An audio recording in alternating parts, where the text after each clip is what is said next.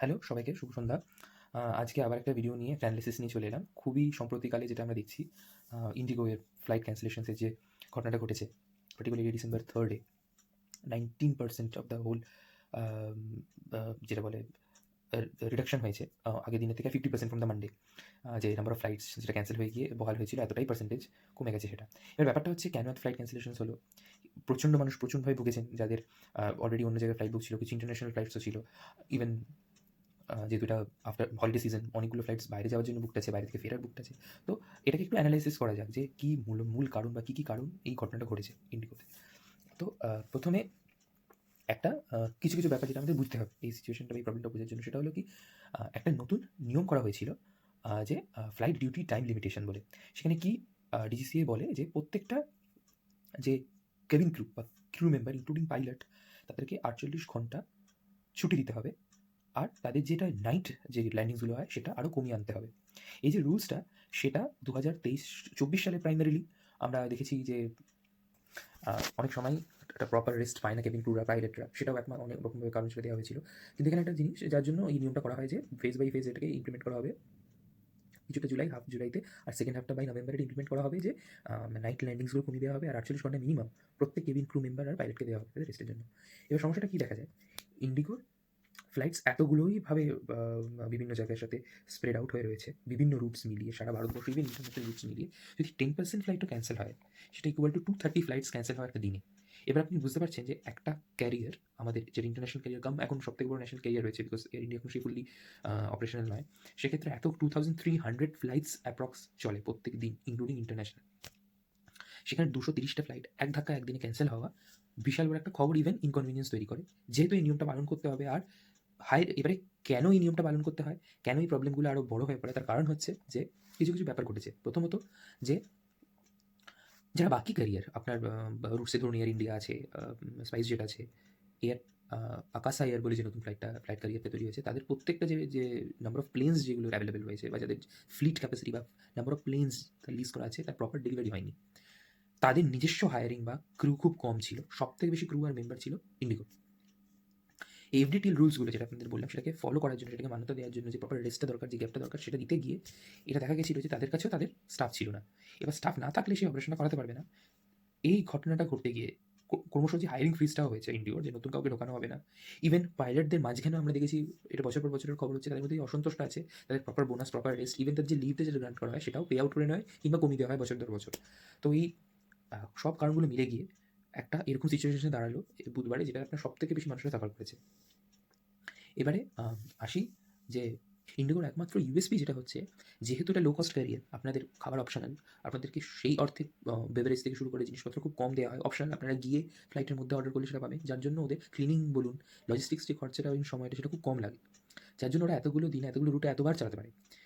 এবারে যেহেতু এতগুলো রুট চালাতে যাওয়ার যখন পরিকল্পনা থাকে, অতগুলোই পাইলট, অতগুলো কার্বিন ক্রু, হঠাৎ করে যখন সবে সরে আসতে থাকে, এই শর্টেজটা তৈরি হয়। এবার আরেকটা কথা যেটা বলার সেটা হচ্ছে যে পার্টিকুলারলি ইন্ডিগো A320 ক্যারিয়ার টাইপটা ইউজ করে, ঠিক আছে, এয়ারবাস 320, সেটা জেনারেলি একটা বোয়িংয়ের চেয়ে ছোটো হয়।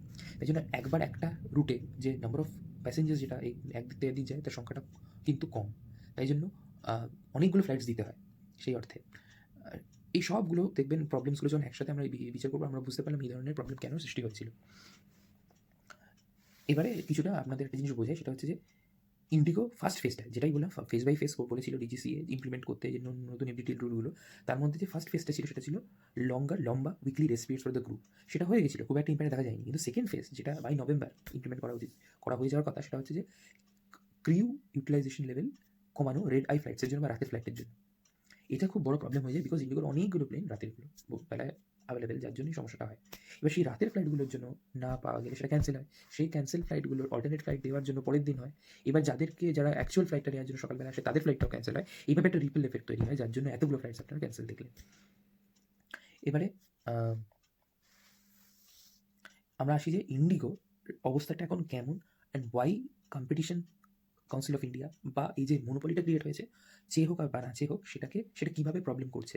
প্রথমত, ইন্ডিগোর প্রচুর কমপ্লেন, সার্ভিসও প্রচণ্ড খারাপ হয়ে গেছে। আপনারা যারা ইন্ডিগোতে চড়ছেন ইদানিং সেটা রিয়েলাইজ করবেন। 1232 খানা ফ্লাইট ক্যান্সেলেশন হয়েছে নভেম্বরে। তার মধ্যে 755টা হয়েছে ক্রুয়ের জন্য, এফডিটিএল এর কারণের জন্য।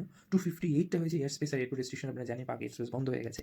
এবার দিল্লি থেকে মেজর ফ্লাইট যেগুলো ইন্টারন্যাশনাল ফ্লাইট, তার সবথেকে ভালো ব্যবস্থা ছিল পাক এয়ার স্পেসটাকে ইউজ করে সেই জায়গায় গন্তব্যে পৌঁছানো, যার জন্য সময় অনেক কম হতো, ফুয়েল এফিসিয়েন্সি অনেক হাই ছিল, যেটা পুরো নষ্ট হয়েছে আপাতত যেহেতু পাক এয়ার স্পেসটা বন্ধ। 258টা ফ্লাইটস শিডিউল হয়েছে এবং ক্যান্সেল মিলিয়ে হয়েছে। 92টা এটিসি আপনার সাইক্লোন বা এই ধরনের কোনো আপনার ফ্লাই এসে ইনসিডেন্ট হোক, কোনো পার্টিকুলার ক্লাইমেটি হোক, যার জন্য ফ্লাইট ক্যান্সেলেশন হয়েছে। আর আরও 127টা বিভিন্ন রিজনের জন্য ক্যান্সেল হয়েছে। তো অন টাইম পারফরমেন্স ভীষণ খারাপ, 67.7% নভেম্বরে। এটা খুবই খারাপ একটা এয়ারলাইনের জন্য। এবারে পাইলটদের যে অভিযোগগুলো সেটা আসা যাক। পাইলটদের কমপ্লেন হচ্ছে যে কোনো যে একটা প্ল্যানিং হয় একটা কোম্পানি, সেটা খুব কম।